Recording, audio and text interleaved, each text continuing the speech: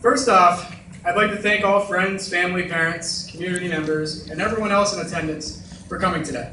It's awesome to see the great turnout of guests who are here to witness one of the biggest days of our lives. One day a very long time ago, when we were all in kindergarten, Mr. Bazinski was teaching us how to log on to the school computers. He told us that our username was simply a K for kindergarten, and that our password was 2014. I asked him what that number meant. He said it was the year we were going to graduate high school. Well, I thought to myself, wow, that's a long time away. Lately, I've been finding myself valuing every single minute of my life. I'm sure I'll learn more about that in the future. Am I right? Graduation is a day of many feelings. Right now, I'm sure Alex is wishing he failed so he could stay here one more year. On the other hand, I know Rebecca can't wait to chuck that cap in the air and hop on a plane to Florida. I'm somewhere in the middle of you two. I am excited to move on to bigger and better things in college, but I'm also extremely saddened to be leaving the place that I've called home for, sheesh, as long as I can remember. No matter how you are feeling today, class, I want you to take this day and make it a celebration. We all have earned it. We're done riding school buses to and from late games, and done spending late nights studying for Regents exams. There is no doubt that our future promises us plenty of hard work in addition to even more late nights. Don't think about that today. Today, let's propose an imaginary toast to us and all of the other class of 2014s out there. I want you all in the audience to understand the amount of memories I've made with this class. When you go to a small school, it is almost impossible to not bond with the students in your grade. We would always find ways to split up over the years, but even if we vowed holy high school war on each other, we would eventually end up together to make more good memories. I couldn't even put a number on the amount of memories I have made with each and every one of my classmates. If there is one thing I know for sure, it's the fact that I will carry all of these memories to my grave. Kayla moved here in 9th grade. I remember her being kind of shy and quiet at first, and I honestly didn't know what to think of her. Later on, at the very end of that school year, I remember ourselves gearing up for a fierce competition with who would be the smartest classmate at the end of high school. In my opinion, she was the winner. Kayla, you are one of the smartest girls I've ever met. I have no doubts that your future is very bright and promising.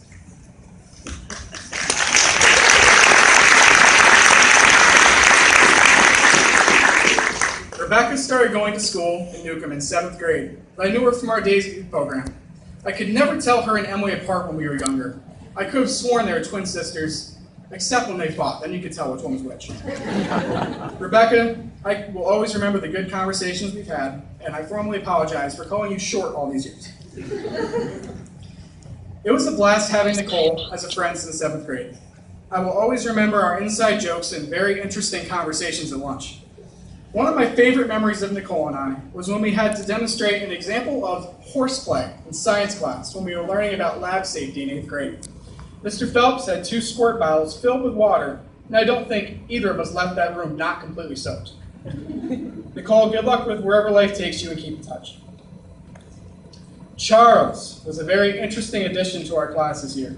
We played a lot of basketball together, and I have to say that no one is as good at taking a ball to the face as Charles is.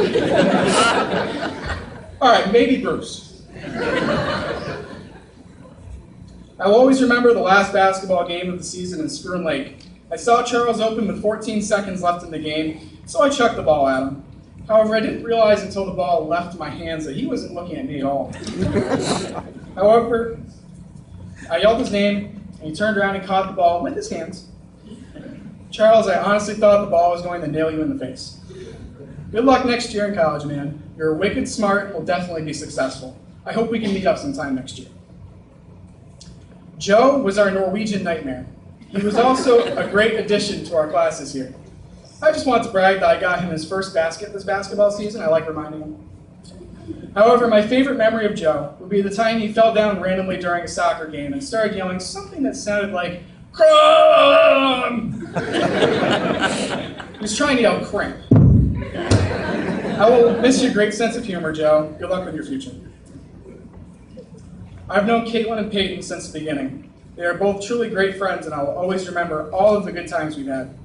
I will always remember marrying Peyton in pre-kindergarten, hanging out at her house every morning before school back in 1st and 2nd grade, and standing up for her in our days of middle school drama.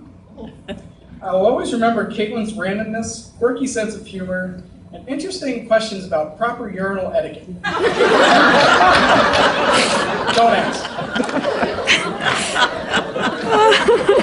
Let's stay in touch with you. How's the annual high school reunion set?